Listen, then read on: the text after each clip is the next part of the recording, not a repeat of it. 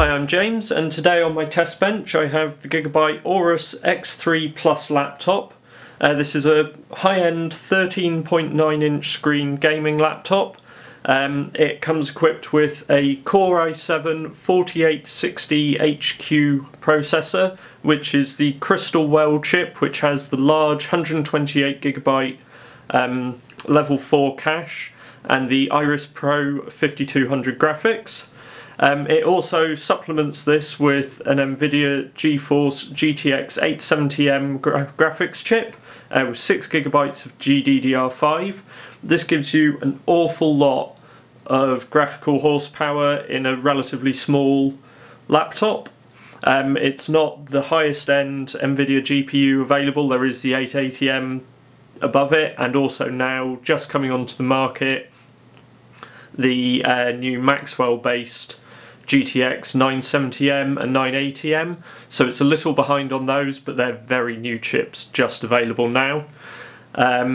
What it also has is a stunning 3200 by 1800 screen, so that is QHD+, same resolution as seen in the Lenovo Yoga 13 Pro 2, and also the Dell XPS 15 Touch, which we've looked at previously the internals of. And that's a very, very high resolution screen for laptops, sort of between your typical 1080p and getting towards almost 4K resolutions. Not quite, but close. Anyway, if we take a look inside the box, things are very nicely presented in here. So we have the laptop tucked away in this protective bag.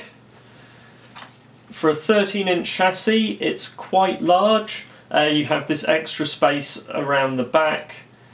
It's not the thinnest laptop out there either.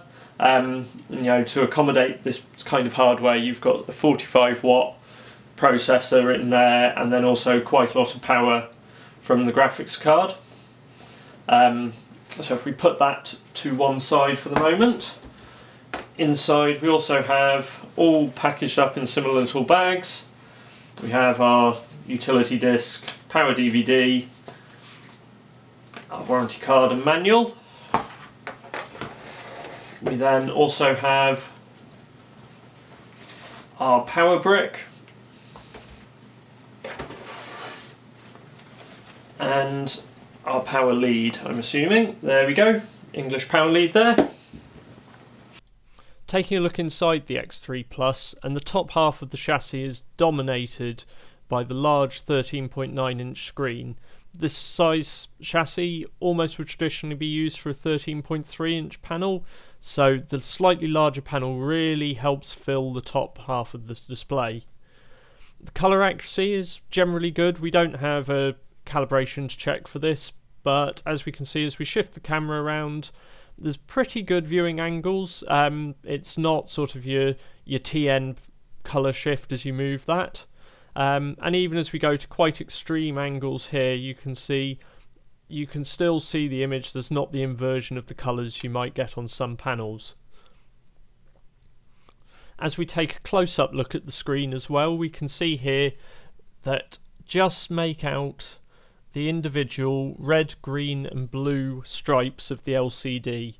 We don't have a pentile arrangement as you often find in some high DPI screens, particularly on cell phones, and we don't have the red, green, blue, white arrangement that's seen on the 13.3-inch Yoga 2 Pro, which has the same resolution 3200 by 1800 panel. Looking at the lower part of the chassis, and we have a nice large touchpad, nice smooth finish to it, very easy to use, very nice to use. You've got all your standard multi-touch gestures, edge gestures, and you can turn these on and off. We also have a nice size keyboard. You do have your full complement of function keys. The sort of arrow cursor keys are a little on the small side, and you don't have a numpad obviously, but you do get some gaming macro keys added to the left hand side, nice close reach for your WASD for gaming. What I do find for typing, these actually offset your hand a little, and where you expect the keys to be isn't actually where they are for typing, but you quickly get used to this with a little bit of usage.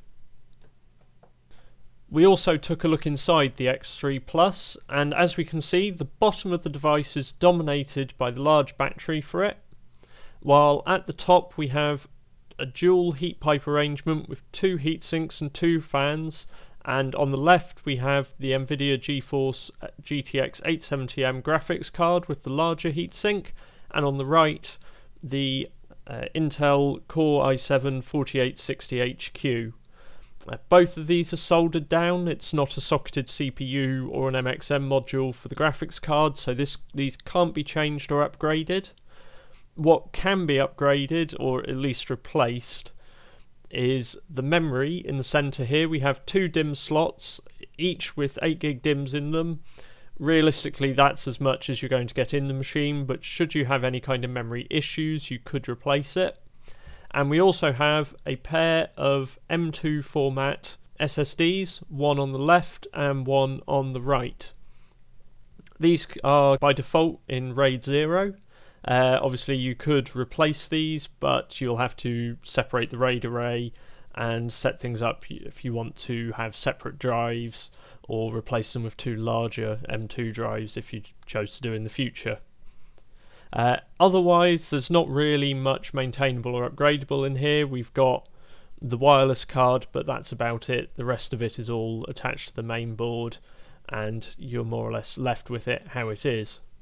I hope you found this video useful, and if you have, be sure to subscribe, as we'll be taking a look at the performance of the Aorus with high resolution gaming, and also compared to some other competing gaming laptops in the near future.